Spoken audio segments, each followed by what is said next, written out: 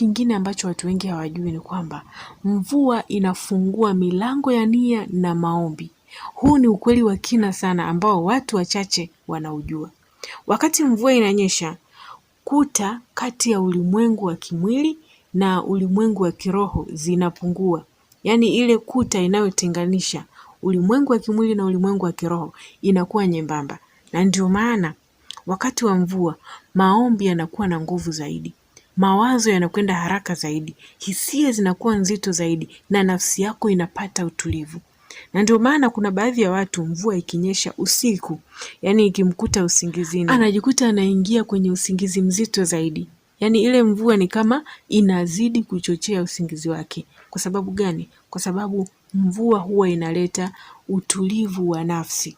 Na huu ndio muda ambao ukisema kitu kwa imani kinapokelewa haraka zaidi. Kama mtu anataka kuvutia